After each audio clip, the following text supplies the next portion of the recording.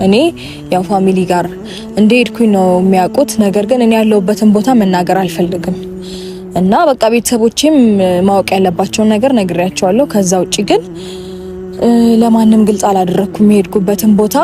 ለሁሉም ነገር አሁን ረፍዷል። ብዙ ጊዜ በተደጋጋሚ አቤልም እየነገረው ነው ረፍዷል። እኔ በቃ መመለስም አልፈልግም። በዚህ ሰዓት ደጋግሜ ማስተላለፍ የምፈልገው መልእክት ስፔሻሊ ለአብርሽ ብዙ ድሎች ነበሩክ፣ በጣም ብዙ ታይሞች ነበሩክ። እኔ በጨከንኩኝ ሰዓት ነው ወይ ነገሮች የሚታዩ? ያኔ በጣም በብዙ መንገድ ላውራክ ስሞክር አይኖ ተናድጄ ብዙ ነገሮችን ላረግ እችላለሁ። ነገር ግን የምረጋጋበት ታይሞች ነበሩ። ቡታጅራ ያለው ፕሮግራም ተስተካከለ እንበል፣ ፋሚሊዎቹም ጋር ሄዶ ነገሮችን ማስተካከል ቻለ እንበል። ወደኔ ሲመጣስ ከኔ ጋር ያሉት ነገሮች ሳያስተካክል እኔና እሱ ጀርባ ለጀርባ ተሰጣተን ነው ፕሮግራሙ ላይ የምናካሄደው። ፕሮግራሙን እንደዛ ነው ውበት ያለው። በማላውቀው ነገር ድንገት ተሰብስቤ ካለሁበት አትነካካኝ ምን አለበት? ምነዋ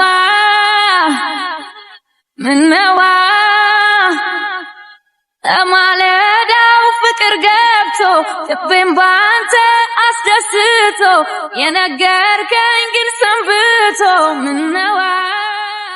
ሰላም እንደና የተከበራችሁ ቤተሰቦቼ እንደምን አላችሁ? እኔ በጣም ደህና ነኝ፣ እግዚአብሔር ይመስገን። እንግዲህ ሰሞኑን አልመለስም ብያችሁ ነበረ፣ ማለት ወደ ቪዲዮም አልመጣም ብያችሁ ነበረ። ልመጣ የቻልኩበት ወይም ደግሞ ወደዚህ እናንተን ፊት መቅረብ የቻልኩበት ትልልቅ ጉዳዮች ስለገጠሙኝ ነው። ማለትም ያው አንዳንድ ሰዎችን በጣም በተደጋጋሚ እየደወላችሁልኝ ስለሆነ የእያንዳንዳችሁ መልስ መመለስ ስላልቻልኩኝ በቪዲዮ መልስ ለመስጠት ፈልጌ ነው። ሲቀጥል ደግሞ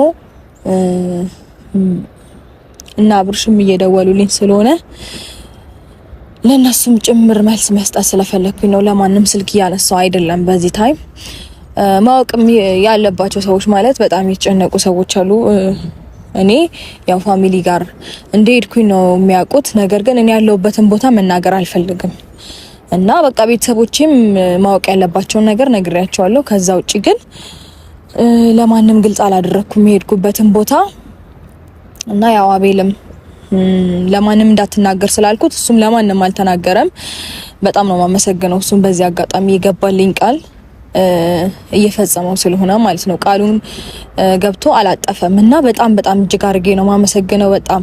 እና ከዚህ ነገሮች አንፃር ነው ልመልስላችሁ የቻልኩት ማለት ነው፣ መልስ ልሰጣችሁ የፈለኩት። እና አብርሽም በጣም በተደጋጋሚ እየደወሉ ነው፣ ብዙ ሰዎች እየደወሉ ነውና እረፍት ማግኘት ስላልቻልኩኝ ነው ልነግራችሁ የመጣሁት። እና ደግሞ ብዙ ነገሮች እየተፈጠሩ ነው እዛም ቤት ውስጥ ምን እንዳየሁት ከሆነ አቤልም በጣም እያስጨነቁት ነው። እና በቃ እኔ እንዳትናገር ብየዋለሁ ኦሬዲ። እሱም አልናገርም ብሏል። ያለችበትን አልነግርህም ብሎታል። ስለዚህ እሱንም ማስጨነቅ የለበትም በዚህ ልክ፣ እሱም እንደዚህ መሆን የለበትም። ምንድነው የሚባለው? ጅብ ከሄደ ውሻ ጮኸ አይደለም የሚባል አባባል ያለው። ነገሮች መጀመሪያ እጅግ በጣም መስተካከል በሚችሉበት መንገድ መስተካከል ባለባቸው መንገድ ብዙ ኦፖርቹኒቲዎችን ወይም ደግሞ አጋጣሚዎችን እንዲፈጠሩ አድርጌያለሁኝ። ብዙ የተመቻቹ ሁኔታዎች ነበሩ ነገሮችን ለመፍታት፣ ነገሮችን ሶልቭ ለማድረግ፣ ችግሮችን ለመፍታት እጅግ በጣም ብዙ መንገዶች ነበሩና እነዛ መንገዶች ኦሬዲ እሱ መጠቀም አልቻለም። ስለዚህ ያ ነገር ሚስ አድርጓል እና አሁን ወደ ኋላ መመለስ እኔ አልፈልግም። በጣም ያለሁበት ሁኔታ በጣም ተመችቶኛል። እጅግ በጣም ደህና ነኝ። ሰላሜን አግኝቻለሁ። በጣም በቃ ይሆናል አይደል ውስጣዊ ረፍት ታውቃላችሁ። ልናችሁ ረፍ ሲል የምር በጣም ደህና ነኝ። በቃ እኔ ደህንነቴን ነበር የምፈልገው፣ እሱን አግኝቻለሁኝ። አለቀ በቃ። በዚህ ሰዓት ረፍት ያስፈልገኛል። በዚህ ሰዓት ከጭንቀት መራቅ አለብኝ። ይሁን የተለየ ዲፕሬሽን ውስጥ መግባት የለብኝም። ምክንያቱም ለኔም ለልጄም በጣም መጥፎ ስለሆነ ከኔም አልፎ ልጄን ስለሚጎዳብኝ እኔ አልፈልግም እንደዚህ አይነት ሁኔታዎች ውስጥ ማለፍ። ስለዚህ ከዛ አንፃር እኔ ራሴን ማግለል ፈለኩኝና ማንም አያውቅም ማለት እንደነገርኳችሁ ውስን የሆኑ ሰዎች ናቸው የሚያውቁትን ያለውበትን ቦታ ስለዚህ ለእናንተም ያው መውጣት አልፈለኩኝም። ለእናንተም ቢሆን እንደዚህ ሚዲያ ላይ መናገር አልፈልግም። እዚህ ቦታ ነው ያለሁት ብዬ በቃ ሰላሜን አግኝቼ መኖር ነው ፈልገው በዚህ ሰዓት እና በጣም እየደወሉ እያስጨነቁኝ ነው ሁላቸውም እና ለነሱም ጭምር መልስ ለመስጠት ነው። ስፔሻሊ ለአብርሽ እስከዛሬ ድረስ የት ነበረ ማለት እሱ ብዙ አይነት መንገዶችን ከፍቼለት እንድናወራ እድሎችን አመቻችቼለት ምናምን ከዛም በተጨማሪ ደግሞ እንዲሁ እሱ ተነስቶ ከቤት ሲሄድ ምንም አይነት ነገሮችን ሳያማክረኝ ነገሮችን ሲያደርግ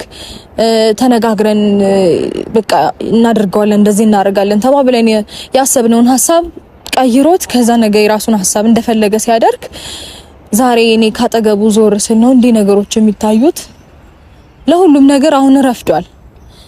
ብዙ ጊዜ በተደጋጋሚ አቤልም እየነገረው ነው ረፍዷል። እኔ በቃ መመለስም አልፈልግም በዚህ ሰዓት እንደነገርኳችሁ ራሴንና ራሴ ላይ ብቻ ነው መስራት የምፈልገው። በዚህ ሰዓት ራሴንና ራሴ ላይ ብቻ ሰላም ማግኘት ነው የምፈልገው። ራሴን ትሪት ማድረግ ነው የምፈልገው። በቃ ከጭንቀት መራቅ ነው የምፈልገው። በጣም ብዙ ረፍት የሚያስፈልገኝ ሰዓት ላይ ነኝ እኔ።